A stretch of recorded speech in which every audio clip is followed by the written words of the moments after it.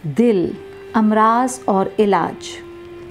नेमतों से भरपूर रब कायनात के एक शाहकार सल्तनत पर हुक्मरानी करने वाला, 1 खरब खुलियों, 42 बिलियन रगों और 206 मजबूत हड्डियों पर मुश्तमिल इंसानी जिस्म का बादशाह, जिसे दिल कहा जाता है।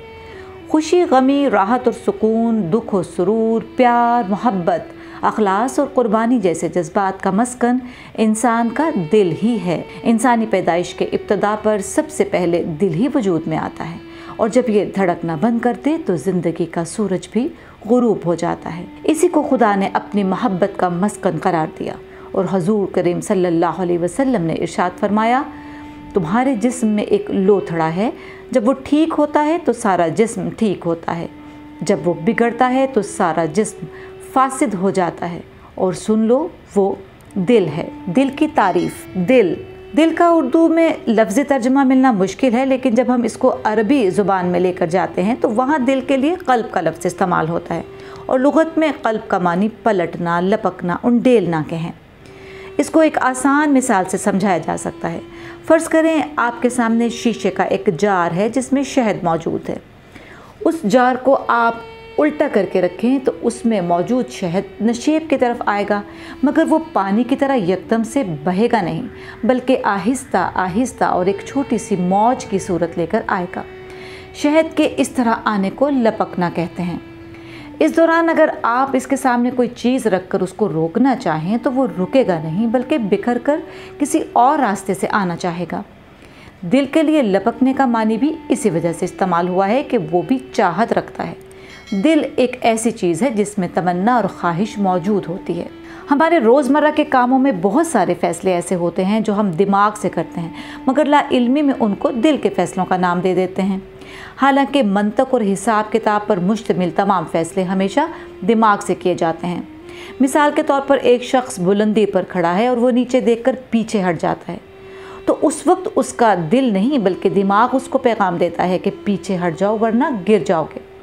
जबकि दिल में हमेशा जज्बात और एहसासात होते हैं, और इसी बुनियाद पर यह काम करता है। जैसे कोई शख्स बारिश के मौसम का दीवाना है तो उसके पीछे कोई अक्ली वजह नहीं हो सकती, बस एक एहसास होता है, और एहसासात हमेशा गैर मंतकी और गैर अक्ली होते हैं। इंसान जिससे मोहब्बत करता है उसको देखकर उसकी हालत शहद की लपकने वाली होती है। अगर ऐसी कैफियत नहीं है तो उसका मतलब है कि फिर मोहब्बत भी नहीं है। दुनिया का बेहतरीन ताल्लुक़ ही ये है कि किसी इंसान के जाने के बाद भी ये इंतज़ार हो कि फिर मिलना है। मनफी जज्बात। दिल जहाँ ऐसे नफीस और लतीफ़ जज्बात से भरपूर होता है, वहीं कुछ ख़तरनाक चीज़ें भी उसमें पाई जाती हैं। मिसाल के तौर पर तकब्बुर, हसद और कीना। इनकी मिसाल सांप की तरह है। अगर किसी आदमी को ये मालूम हो जाए कि उसकी जेब में सांप पड़ा हुआ है तो वो कमीज़ फाड़ कर भी उससे बचना चाहेगा। इसी तरह जब इंसान को मालूम हो कि तकब्बुर एक नुकसानदेह चीज़ है तो वो कभी अपने दिल में तकब्बुर नहीं रखेगा। दीन ने गुनाह करना तो क्या, इसके करीब जाने से भी मना किया है। क्यों? इसलिए कि जब आप फहाशी के करीब जाएंगे तो उसके बाद दिल ने तो अपना काम शुरू कर लेना है, वो उस तरफ लपकेगा और माइल होगा, और ऐन मुमकिन है कि आपके दिल में वो गुनाह अपनी जगह बनाना शुरू कर दे। तारीख़ का एक बड़ा नाम बुद्धा यानी गौतम बुद्ध है। ये ऐसा नौजवान था जिसने अपनी ज़िंदगी के 27 साल तक कोई गम और दुख नहीं देखा था। एक दफ़ा वो महल से बाहर चला गया और वहाँ एक जनाजा देखा। उसने पूछा, ये लोग क्यों रो रहे हैं? जवाब मिला, ये जनाजा है। उसने फिर पूछा, ये क्या होता है? लोगों ने बताया, ये ज़िंदगी का आखिरी सफ़र है। वो बोला, अगर ये आखिरी सफ़र है तो मैं कहाँ पर हूँ? और फिर यहीं से उसकी ज़िंदगी बदलना शुरू हो जाती है। एक दिन वो दरख्त बुद्धिस्ट ट्री के पीछे बैठा गहरे मुराकबे में मशगूल था कि उसको पत्तों की सरसराहट महसूस हुई। उसने नीम व आँखों से देखा तो अपने सामने एक लड़की को पाया जिसका नाम किताबों में मारिया लिखा है। यकायक उसको अपना दिल लड़की की तरफ माइल महसूस हुआ और दिल में ख्याल उभरा कि इस लड़की को देखना चाहिए।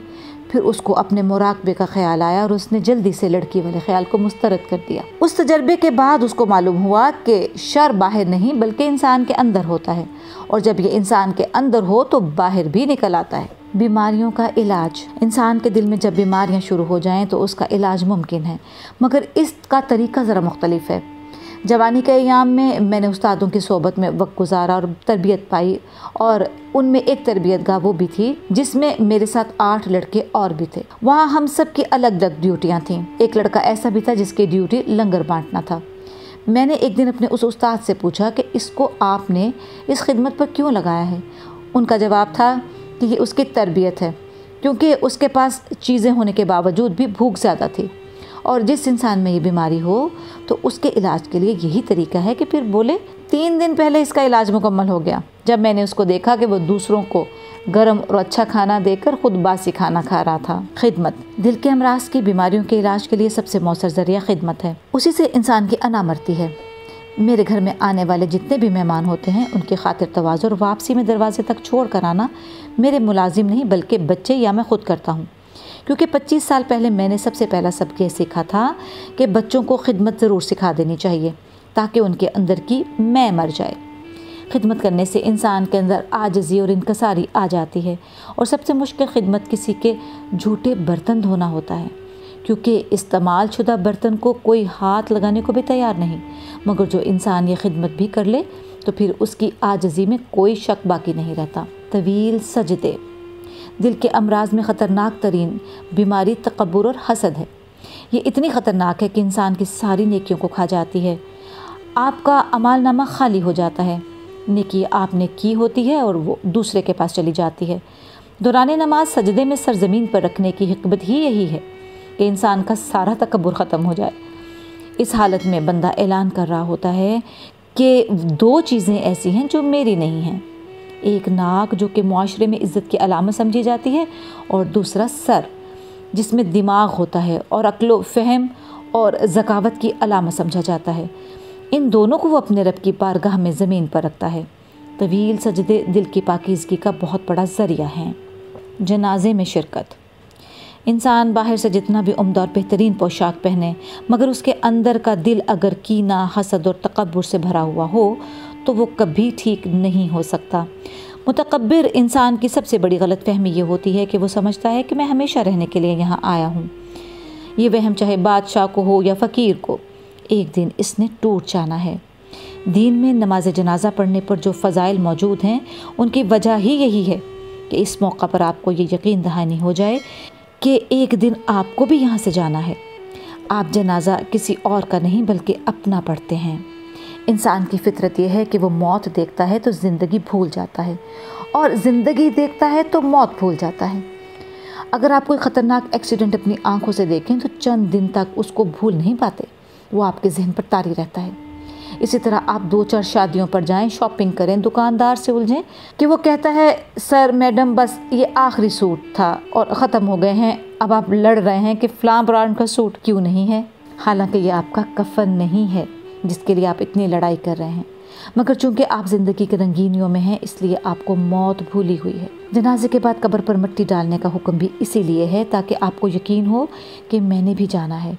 میرے رشتے کے ایک چچا تھے جنہوں نے مجھے سب سے زیادہ اپنے کندھے پر اٹھا کر کھلایا تھا، اور جس دن میں نے ان کا جنازہ اپنے کاندھے پر اٹھایا تب مجھے اس حقیقت کا ادراک ہوا کہ جن کا جنازہ آج میں اٹھا رہا ہوں تو وہ وقت کتنا دور ہوگا کہ کوئی مجھے اپنے کندھے پر اٹھا کر میرا جنازہ لے کر جا رہا ہوگا۔ یہ زندگی کی ایک بڑی اور تلخ حقیقت ہے۔ جدید تحقیق کے مطابق 7,500 لوگ رات کو سوتے ہیں اور صبح زندہ نہیں اٹھتے۔ ان لوگوں میں آپ بھی شامل ہو سکتے ہیں، مگر رات کو موت کے منہ پر جا کر صبح حشاش بشاش اور سلامتی کے ساتھ اٹھانے والی وہی رحیم و کریم ذات ہے جس کی عنایات کا بدلہ ہم کبھی نہیں چکا سکتے۔ ہاتھ سے پکا کر کھلانا دل کے امراض کو ختم کرنے کے لیے دوسرا کام اپنے ہاتھ سے کچھ پکا کر دوسروں کو کھلانا ہے۔ یہ کام مردوں کے لیے کافی مشکل ہے۔ ایک تو وہ اپنے ہاتھ سے کچھ پکانا اور پھر انجان شخص کو کھلانے کے لیے اس کو ڈھونڈنا، اور جب وہ مل نہ رہا ہو تو اس کا انتظار کرنا، شاید اس وقت آپ کو کچھ شرمندگی بھی محسوس ہو، لیکن اس کے باوجود بھی آپ یہ کام کریں تو اب یہ وہ مقام ہے جہاں آپ کے دل سے تکبر اور کینہ نکل رہا ہے اور آپ کے لیے مسلسل نیکیاں لکھی جا رہی ہیں۔ سخاوت دل کی 80% بیماریاں سخاوت سے ٹھیک ہو جاتی ہیں۔ یہ الگ بات ہے کہ سخی کو نیکی کا تکبر لگ جائے لیکن وہ دوسری بیماریوں سے محفوظ رہتا ہے، बहसीत मुआशरा हम में ये आदत बहुत ज़्यादा पाई जाती है कि हम चीज़ों को जमा तो करते हैं मगर दूसरों को देते नहीं। आप आज अपने घर में जाकर तलाश करें कितनी सारी चीज़ें ऐसी हैं जो हमने किसी वाक़े या शख्स से मंसूब करके उनको यादगार बनाकर संभाला हुआ है। इंसान कब्र तक चला जाता है मगर उससे मंसूब कपड़े और बर्तन इस्तेमाल नहीं किए जाते। मुसलमान को ज़ेब नहीं देता कि मामूली चीज़ों से अपना दिल लगाए, ना खुद इस्तेमाल करे ना किसी ज़रूरतमंद को दे। आप कभी कभार अल्लाह पर एतमाद करते हुए अपना अकाउंट ज़ीरो करें और जेब खाली करके तजर्बा कर लें। इसके बाद अल्लाह से मांगने में जो मज़ा है वह कहीं और नहीं मिलता। एक्टिविटी। मैं अपने मज़मून के तवस्सुत से आज आपको एक एक्टिविटी देता हूँ। कुछ वक्त निकाल कर इसको ज़रूर कीजिएगा। कलम कागज़ लें और सफ़े को चौड़ाई में रख कर 3 दायरे बनाएं। एक पर आज की तारीख़ लिखें और अपनी मौजूदा पोजीशन यानी तालीम, नौकरी, कारोबार, घर, गाड़ी, इज़्ज़त, फ़ख़ार और पैसा लिखें। अगले दायरे पर तारीख़ को छोड़कर आज से 10 साल बाद की तारीख़ लिखें और 10 साल बाद अपने आप को जिस तरह देखना चाहते हैं वो लिखें। तीसरे दायरे में सिर्फ आज का महीना लिखें, तारीख़ और सन का हिस्सा ना लिखें। ये 50 साल बाद का वक्त भी हो सकता है और 100-150 साल के बाद का भी। ये वो वक्त है जिसमें आप 5 फुट नीचे कब्र में होंगे। अब उस हालत में आप अपने आप के लिए क्या हैसियत चाहते हैं वो लिखें। यकीनन यहाँ पहुंचकर आपका दिल धड़क रहा होगा और शायद कलम भी लर्ज़े, मगर ये एक यकीनी सच्चाई है। इस मरहले पर जो आप लिखेंगे बस वही आज से बन जाइए।